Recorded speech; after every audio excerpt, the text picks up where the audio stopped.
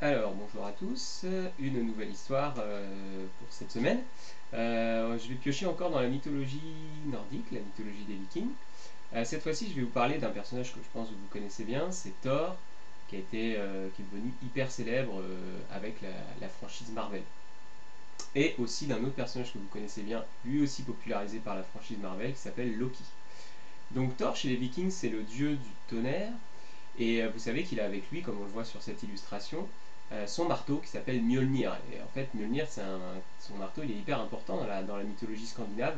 Ce Mjolnir lui sert en fait à briser les glaces de l'hiver pour permettre en fait aux mortels qui habitent sur Midgard, c'est la terre en fait, enfin la terre des hommes, qui habitent sur Midgard, de pouvoir aller vers le printemps et l'été. Donc en fait, ce marteau, il a vraiment une importance capitale. Et un jour, un matin, alors que Thor se réveille, il ne trouve plus Mjolnir. Donc, grosse panique, il cherche partout, il retourne sous son lit, sa maison, il ne le trouve pas du tout, donc il commence à s'inquiéter. Il demande à Loki d'aller chercher aux quatre coins en fait des sept mondes du monde en fait de la cosmologie viking, la cosmologie scandinave, de chercher son marteau Mjolnir. Et Loki, alors qu'il survole le monde des géants, il tombe en fait sur le géant Thrym, qui est un immense gaillard, bah, c'est un géant, hein. Il est en train de se baigner en fait dans la mer, et il y a des icebergs tout autour de lui, là, il se baigne tranquillement. Il croise Thrym, il dit bah non Thrym, t'aurais pas vu Mjolnir, le marteau de Thor? Et Thrym lui dit oui, je sais que je l'ai vu puisque c'est moi qui l'ai pris. Et je ne le rendrai qu'à une seule condition, c'est que Freya c'est une déesse viking, devienne ma femme. Alors là, Loki il repart vers Asgard, le domaine des dieux vikings, et il annonce la nouvelle à Thor et à Odin, le dieu des dieux, le père de Thor.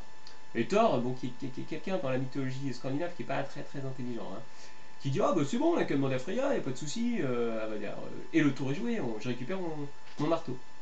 Alors vous vous doutez bien qu'en demandant à Freya, Freya dit non, il est hors de question que j'épouse Thrym, il est moche, il est gros, il est bête, hors de question, tu te débrouilleras sans Mjolnir. Alors, bon, Odin, le père de Thor, il est un peu embêté. Alors, évidemment, il va pas pousser Freya à épouser Thrym le géant, mais ils se disent qu'il faut trouver une idée. Et là, alors, selon les sources, c'est soit Heimdall, celui qui est espèce celui qui fait le pont en fait entre Asgard et les autres mondes, ou alors Loki, on ne sait pas trop selon l'histoire. Moi, j'aime mieux avec Loki parce que Loki c'est le dieu de la malice, donc je trouve que l'idée qu'elle vienne de lui, c'est plus rigolo. Loki, il a une idée, il dit on pourrait déguiser Thor en femme, en Freya quoi, et il irait là-bas. Alors Thor, il a non, hors de question que je me déguise en femme, là là, c'est pas normal, j'ai pas envie, j'ai la honte, voilà. Enfin, et Odin, au bout d'un moment, il prend la parole, il dit ça suffit, fils, tu te déguiseras en femme, c'est comme ça, et tu partiras avec Loki.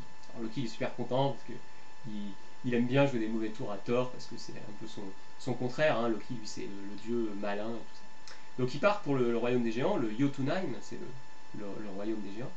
Et Thrym l'accueille, tout ça, avec grands honneurs. Ils ont organisé un grand banquet pour lui, donc ils se mettent à table. Thrym est assis à côté de Thor déguisé en Freya, et Loki est à côté. Et donc le repas arrive, il sert les plats. Thor, évidemment, il mange comme il mange. Il mange 8 cochons, 6 saumons et tout. Il boit 3 litres d'hydromel, c'est la bière viking. Et puis Thrym, il regarde Thor qui mange comme ça, enfin Freya, qui mange comme un goinfre. Il se tourne vers Loki, il dit mais oh, sacré appétit, hein.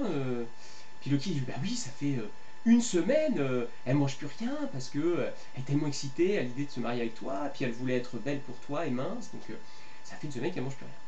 Trim il est content, ça. Et puis à un moment il dit bah ça mérite un petit bisou, alors il essaie de lui faire un bisou comme ça, et puis Thor il lui jette des yeux injectés de sang. Donc Trim il recule un peu, il a peur, il dit bah qu'est-ce qu'elle a Puis Loki il dit bah non mais c'est parce que tu comprends, elle était tellement excitée à l'idée de se marier avec toi que bah, ça fait 8 jours qu'elle dort pas, quoi. Donc voilà, elle a les yeux, elle est fatiguée, quoi. C'est pour ça qu'elle est comme ça. Trim, encore très content. Ça. Il dit bon, allez, apportez le présent, le cadeau de mariage de ma femme, de future femme. Donc ils apportent Mjolnir sur un plateau. Et là, Thor se saisit de Mjolnir, se redresse de toute sa taille, enlève sa perruque et ses vêtements, il prend Mjolnir, il a le Mjolnir en les mains, il brandit Mjolnir, et là les géants réalisent que c'est Thor, se disent waouh, on est mal, ils commencent tous à courir pour fuir, mais là Thor il est plus rapide avec Mjolnir, il abat Mjolnir sur tous les crânes des géants pour bien se venger. Et à la fin, donc ils repartent sur Asgard tous les deux. Et Thor il dit à Loki, attention à toi, hein, que personne n'entende parler de cette histoire à Asgard, je compte sur toi. Et Loki le regarde avec un petit regard malicieux, il dit oui, oui, ne t'inquiète pas, mon petit Thorette. Bien sûr, quelques jours plus tard, tout le monde était au courant de l'histoire de Thor déguisé en femme. Voilà, petite histoire assez courte. J'essaierai d'en trouver une un petit peu plus longue la prochaine fois. Allez, au revoir.